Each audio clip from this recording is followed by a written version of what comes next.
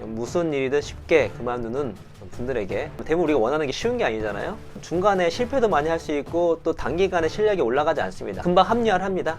뭐 이거는 나한테 맞지가 않네, 상황이 좋지가 않네, 재능이 아니네. 여러분 인생 사는 거지 왜 주변에 증명하려고 해요? 내가 어제보다 오늘이 좀 나으면 되는 거예요. 독서가 중요하다라는 걸 이해했어요. 독서를 하나요? 쉽게 포기한 이유가 뭐냐면 한 번도 어떤 거를 임계점을 넘어서 해본 적이 없는 거예요. 인생이 바뀔 수 있어요. 제가 그랬으니까요. 제가 장난컨대 지금까지 넘지 못했던 그 많은 벽들 있잖아요. 그것이 도미노처럼 무너지기 시작해요. 한번 임계점을 돌파하면. 저를 믿으세요, 제발. 안녕하세요. 일지월장의 저자 고영선 작가입니다. 여러분 반갑습니다.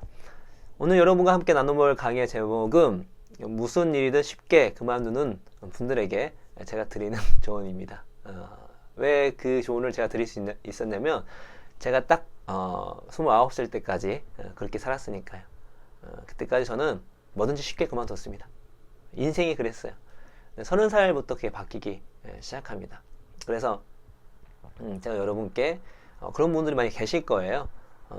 분들에게 조금이나마 보탬이 되는 오늘 강의가 됐으면 좋겠습니다. 일단은 쉽게 그만두는 이유는 제가 이제 이거는 완벽한 공부법 때도 얘기를 했었는데, 내가 하는 것의 목표가 어떤 거냐, 이게 성장 목표나 아니면 증명 목표냐에 따라 달라집니다. 증명 목표는 뭐냐면 내가 하려고 하는 것의 결과에 집중을 하고 그거를 타인에게 증명하려고 하는 거예요. 그 목표가 어떤 자의 자존감이나 거기에 되게 밀접하게 연관이 되어 있는 거죠. 근데 그 어떤 목표가 쉬운 게 아니라면, 대부분 우리가 원하는 게 쉬운 게 아니잖아요. 아니라면 중간에 실패도 많이 할 수 있고 또 단기간에 실력이 올라가지 않습니다.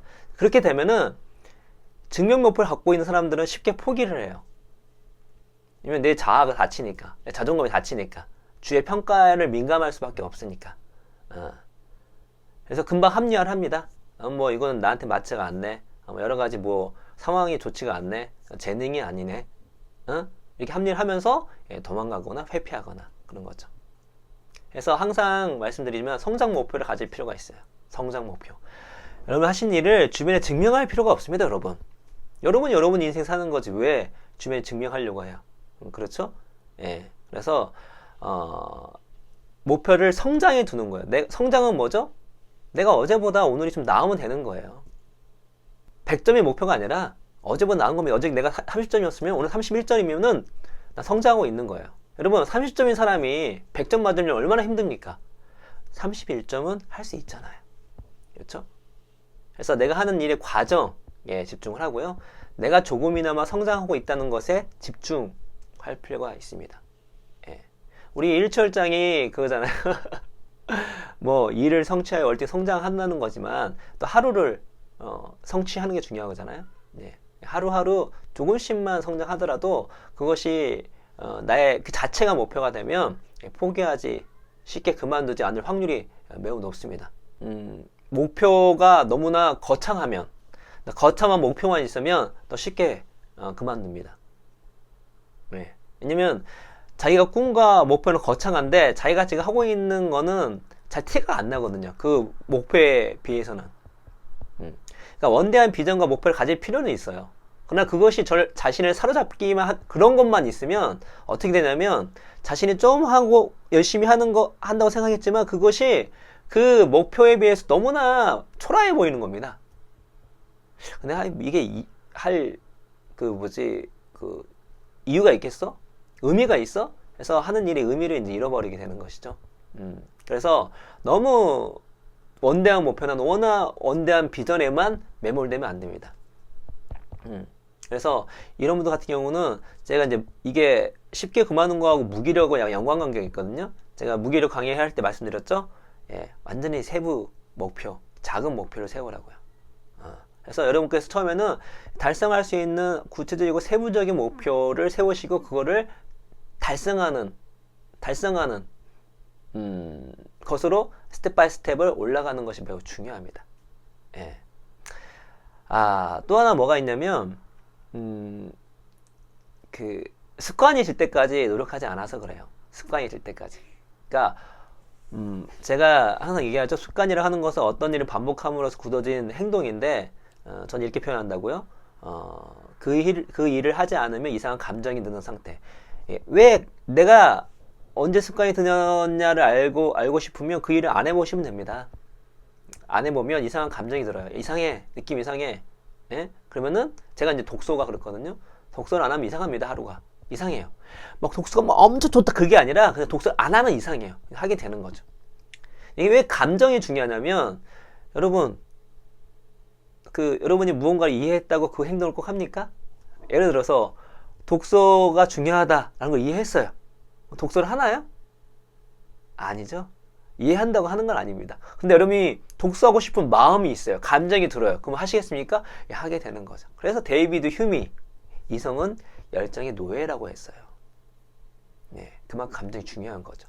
습관은 감정을 이제 이렇게 세워주는 겁니다. 그래서 감정은 그러니까 습관 어느 정도 언제 생기죠? 약 10주.